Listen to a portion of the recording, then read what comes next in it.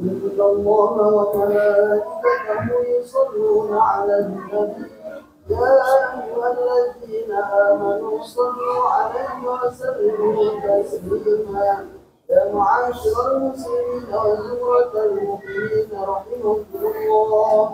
يا عن أبي هريرة رضي الله عنه أنه قال النبي صلى الله عليه وسلم إذا قلت لصاحبك يوم الجمعة أنصت والإمام يخطب فقد لغوا ومن لغوا فلا جمعة له أنصتوا واسمعوا وأطيعوا جميعا رحمكم الله. أنصتوا لا إله إلا الله محمد رسول الله صلى الله عليه وسلم. اللهم صل على محمد اللهم صل على محمد اللهم صل وسلم وبارك اجمعين امين يا رب العالمين. اللهم اغفر للمسلمين والمسلمات والمؤمنين والمؤمنات الاحياء منهم والاموات انك سميع قريب مجيب دعوات ويا قاضي الحاجات برحمتك يا ارحم الراحمين. السلام عليكم ورحمة الله وبركاته. الله أكبر الله أكبر الله أكبر الله أكبر. أشهد أن لا إله إلا الله أشهد أن لا إله إلا الله أشهد أن محمدا رسول الله أشهد أن محمدا رسول الله. حي على الصلاة حي على الصلاة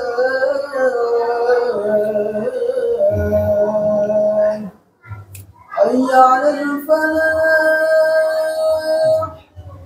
حي على الفلاح.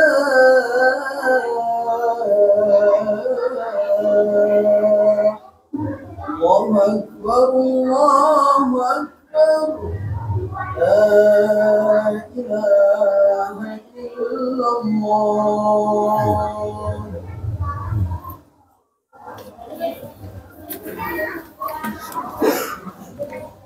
الحمد لله وكفى والصلاة والسلام على رسول الله المصطفى وعلى آله وصحبه أهل الصدق والوفاء. أشهد أن لا إله إلا الله وحده لا شريك له وأشهد أن سيدنا محمدا عبده ورسوله. اللهم صل وسلم وبارك على سيدنا محمد وعلى آله أما بعد. يا أيها الحاضرون أوصيكم وإياي بتقوى الله وطاعته لعلكم تفلحون. أعوذ بالله السميع العليم من الشيطان الرجيم. بسم الله الرحمن الرحيم. وسارعوا إلى مغفرة من ربكم وجنة عرضها السماوات والأرض وأعدت للمتقين. صدق الله العظيم وصدق رسول النبي الحبيب الكريم ونحن على ذلك من الشاهدين والشاكرين والحمد لله رب العالمين. حضرة المكرمين والمحترمين sidang Jumat rahimahullah. Bersyukur kepada Allah, alhamdulillah di siang hari ini kita masih diberikan waktu dan kesempatan untuk menunaikan titah dan perintah Allah, yakni ibadah Jumat. Dan semoga Jumat yang kita laksanakan di siang hari ini adalah Jumat yang terbaik dari sekian Jumat yang telah kita tunaikan. Salawat beserta salam semoga tercurah limpahkan kepada baginda kita Habibana wa Nabiyana Maulana Muhammad sallallahu alaihi wasallam. Tidak lupa kepada para keluarganya, para sahabat, para tabi'in, atba'ut tabi'in, dan juga kita semua. Semoga yaumil jaya wal hisab mendapatkan syafaat dari baginda kita Rasulullah sallallahu alaihi wasallam. Hadirin sidang Jumat rahimahullah. Dalam setiap khutbah, khatib seringkali mengajak kepada umat untuk meningkatkan takwa kepada Allah Subhanahu wa taala. Tiada lain Allah Subhanahu wa taala menjanjikan dan menawarkan kepada hambanya dalam peningkatan takwa. Yang pertama, Allah menjanjikan dan menawarkan akan memberikan solusi jalan keluar dalam segala kesulitan yang kita hadapi. Yang kedua, Allah Subhanahu wa taala menawarkan rezeki yang mengalir datang. Dan yang ketiga, Allah Subhanahu wa taala menjanjikan bagi segenap orang yang bisa meningkatkan takwa kepada Allah, ampunan dosa yang ditawarkan. Dan yang keempat, Allah Subhanahu wa taala menawarkan dan menjanjikan ilmu dan pengetahuan. Dari empat itu, kira-kira apakah yang telah kita raih dalam kita berusaha meningkatkan takwa kepada Allah Subhanahu wa taala? Kalau memang yang tadi disebutkan belum kita raih, mungkin saja ada permasalahan takwa yang kita miliki karena tidak sesuai dengan tuntunan Allah dan Rasulnya. Hadirin sidang Jumat rahimakumullah, para ulama membagi atas takwa, mengklasifikasikan ke dalam dua dimensi. Yang pertama, ada yang disebut dengan al-bu'du ar-rabbani, adalah takwa yang erat kaitannya dengan ibadah ritual vertikal kita kepada Allah Subhanahu wa taala. Allah Subhanahu wa taala berfirman dalam surah Al-Baqarah, yang pertama, orang yang bertakwa itu adalah alladzina yu'minuna bil ghaib. Yang pertama, orang yang bertakwa adalah orang yang beriman kepada Allah Subhanahu wa taala, diitikadkan dalam hati, wa iqrarun bil lisani, diucapkan dengan perkataan, wa amalun bil arkani, dan dilaksanakan dengan perbuatan. Yang pertama, orang yang bertakwa bisa menanamkan dalam hati sanubarinya keimanan kepada Allah walaupun belum nampak di bumi. Sebab kita mempercayai sesuatu yang terlihat oleh kita, berarti itu bukan iman, tetapi itu ilmu. Oleh karena itu, orang yang bertakwa seringkali yajid, bertambah imannya kepada Allah melalui peningkatan takwa. Al-imanu yajidu bi ta'ah wa yanqusu bil maksiyah, bahwa kadar keimanan seseorang yajidu bi ta'ah, bisa bertambah dengan melaksanakan taat kepada Allah. Begitu pula keimanan yang dimiliki oleh orang yang bertakwa bisa berkurang, yanqusu bil maksiyah, akan berkurang kadar keimanan ketika melakukan hal-hal yang berbau maksiat. Hadirin sidang Jumat rahimakumullah, kemudian disebutkan ciri orang yang bertakwa itu, dia merealisasikan, mewujud nyatakan bentuk ketaatan kepada Allah dengan mendirikan sholat. Hadirin, para ulama menyebutkan kata as-sholah terdapat tiga kata. Yang pertama as-sholatu, yang menunjukkan ke dalam sholat sesuai dengan apa yang ditentukan Allah dan Rasulnya. Itu merupakan bentuk yang mufrad, yang ma'rifah, yang menunjukkan kepada sholat. Sallu kama ra'aitumuni usolli, jadi sholat yang dicontohkan oleh Rasulullah SAW. Dan yang kedua, atas sholawat itu ada as-sholawat, hafidhu ala sholawat, sholat yang mengandung makna as-sholatu al-maktubat, sholat yang 5 waktu. Itu disebutnya dengan bentuk jamak al-mahdud, bentuk kata jamak tapi dibatasi, artinya menunjukkan kepada sholat yang 5 waktu. Ada as-sholat alif lam shad lam waw ta marbutoh, itu adalah bentuk sholat, bentuk jamak ghairil mahdud, artinya bentuk sholat yang tanpa batas. Seseorang ingin meningkatkan kualitas ibadahnya, dia bukan hanya sholatnya benar, bukan hanya melaksanakan sholat yang 5 waktu, akan tetapi sholat sunat yang sunatnya pun orang yang bertakwa dilaksanakan. Allah akan memberikan pahala yang semestinya bagi orang yang berusaha meningkatkan takwanya kepada Allah Subhanahu wa ta'ala. Hadirin sidang Jumat rahimakumullah, dimensi yang kedua dari takwa ada yang disebut dengan al-bu'du al-ijtima'i, yang artinya ibadah yang kaitannya dengan amaliyah kita dalam bersosial, hubungan antara sesama, atau horizontal yang para ulama di kita menyebutkan dengan hablum minan nas, hubungan antara manusia dengan manusia. Allah Subhanahu wa taala berfirman, "Wasari'u ila magfiratin min rabbikum wa jannatin 'arduha as-samawati wal ard u'iddat lil muttaqin." Bersegeralah meminta ampunan kepada Allah dan meminta surganya Allah yang luasnya sebesar langit dan bumi, itu diperuntukkan orang-orang yang muttaqin, yang bertakwa. Yang pertama, orang yang bertakwa itu adalah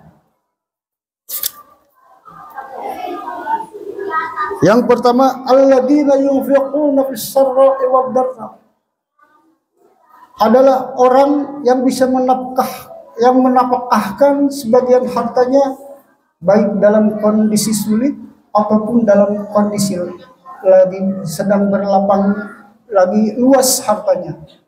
Yang kedua, orang yang bertakwa itu adalah wal kadhibina al ghaid, orang yang dapat menahan amarahnya.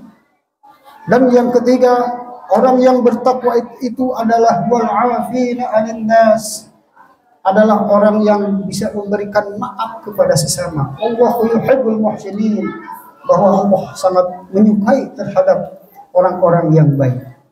Hal ini menunjukkan bahwa dalam meningkatkan dan melaksanakan ketakwaan kepada Allah Subhanahu wa taala, bukan hanya sekedar kita melaksanakan ibadah ritual, sholat, puasa, tahajud, akan tetapi dalam hubungan kita di keluarga, dalam bertetangga, berbangsa, bahkan bernegara, kita baik hubungan dengan antar sesama.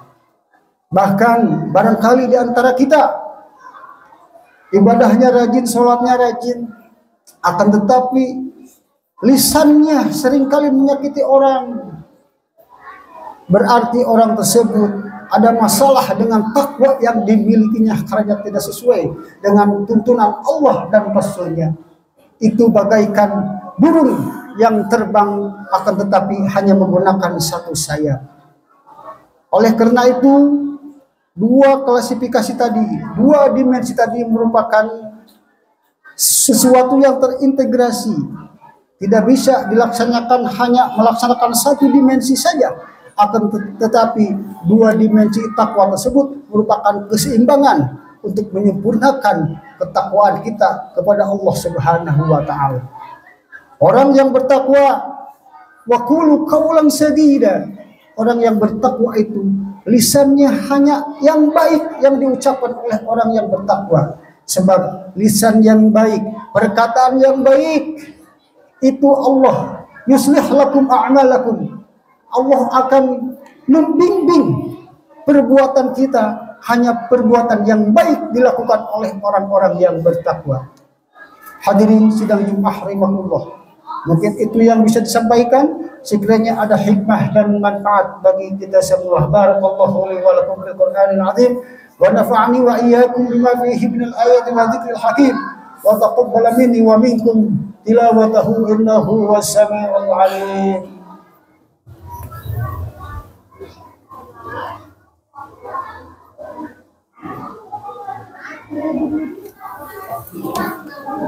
Alhamdulillah nahmaduhu wa nasta'inuhu wa nastaghfiruh wa na'udzu billahi min shururi anfusina wa min sayyiati a'malina. May yahdihillahu fala mudilla lahu wa may yudlil fala hadiya lahu. Allahumma shalli wa sallim ala sayyidina Muhammadin wa ala alihi amma ba'd. Wa ya ayyuhal hadirun, usi nafsi bi taqwallah wa ta'atihi la'allakum tuflihun. A'udzu billahi as-sami'il 'alim minasy syaithanir rajim. Bismillahirrahmanirrahim. إن الله وملائكته يصلون على النبي يا أيها الذين آمنوا صلوا عليه وسلموا تسليما برحمتك يا أرحم الراحمين آمين يا الله يا رب العالمين. اللهم اغفر للمسلمين والمسلمات والمؤمنين والمؤمنات الأحياء منهم والأموات. اللهم ربنا هب لنا من أزواجنا وذريتنا قرة أعين واجعلنا للمتقين إماما. ربنا أصلح لنا ديننا الذي هو عصمة أمرنا وأصلح لنا دنيانا التي فيها معاشنا وأصلح لنا آخرتنا التي إليها معادنا واجعل الحياة زيادة لنا من كل خير والموت راحة لنا من كل شر. ربنا اغفر لنا ولإخواننا الذين سبقونا بالإيمان ولا تجعل في قلوبنا غلا للذين آمنوا ربنا إنك رؤوف رحيم ربنا آتنا في الدنيا حسنة وفي الآخرة حسنة وقنا عذاب النار عباد الله إن الله يأمر بالعدل والإحسان وإيتاء ذي القربى وينهى عن الفحشاء والمنكر والبغي يعظكم لعلكم تذكرون ولذكر الله أكبر أستغفر الله العظيم لي ولكم. الله أكبر الله أكبر أشهد أن لا إله إلا الله أشهد أن محمدا رسول الله حي على الصلاة حي على الفلاح قد قامت الصلاة قد قامت الصلاة الله أكبر الله أكبر لا إله إلا الله. سووا صفوفكم فإن تسوية الصفوف بالتمام الصلاة. بسم الله الرحمن الرحيم. الله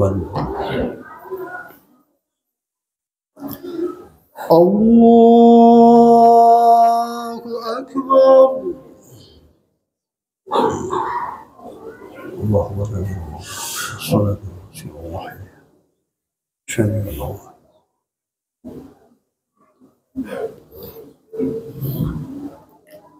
بسم الله الرحمن الرحيم الحمد لله رب العالمين الرحمن الرحيم مالك يوم الدين إياك نعبد وإياك نستعين اهدنا الصراط المستقيم صراط الذين أنعمت عليهم غير المغضوب عليهم ولا الضالين.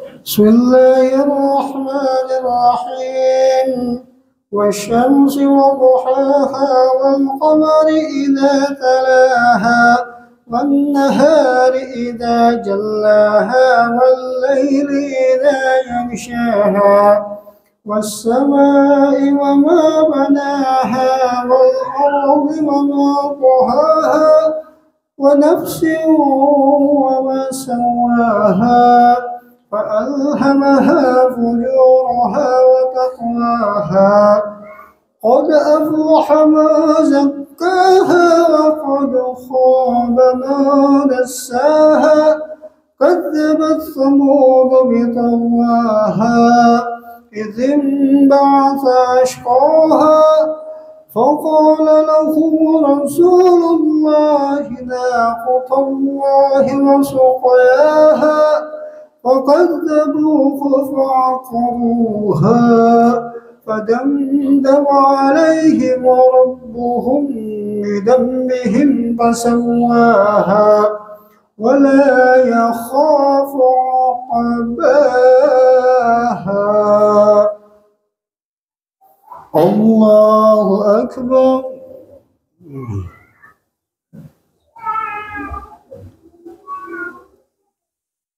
سمع الله لمن حمده. الله أكبر.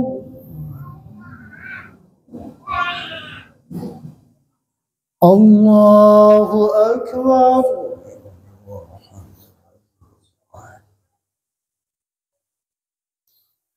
الله أكبر.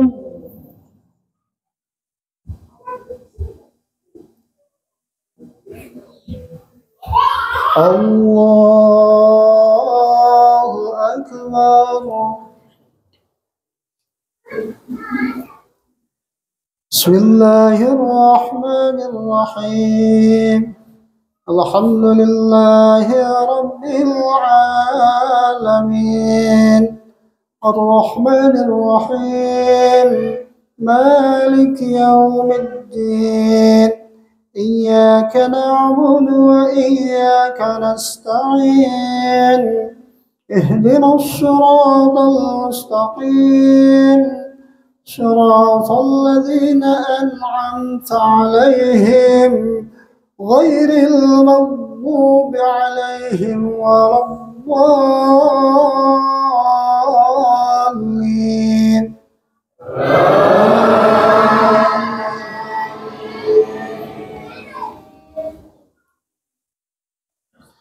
بسم الله الرحمن الرحيم.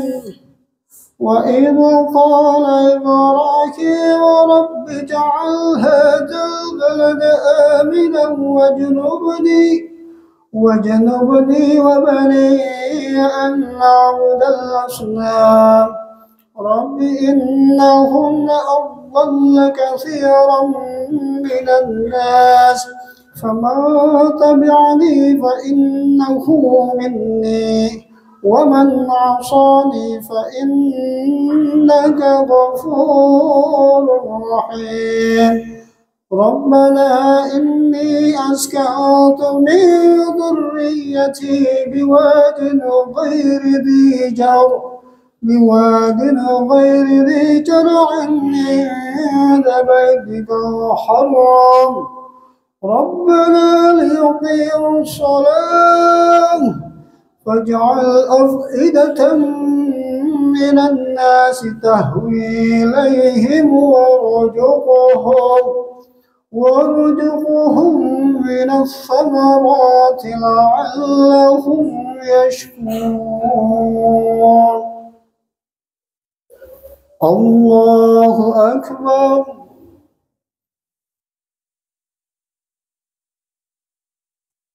سمع الله لمن حمده.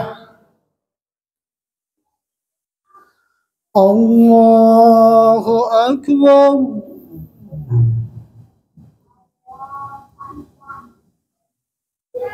الله أكبر.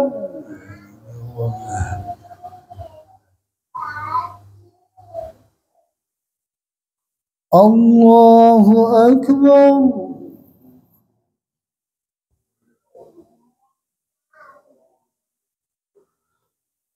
الله أكبر.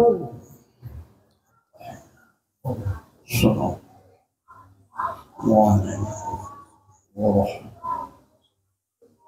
الله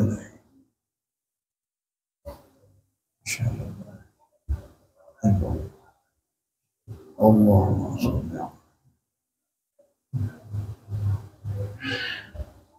وبارك.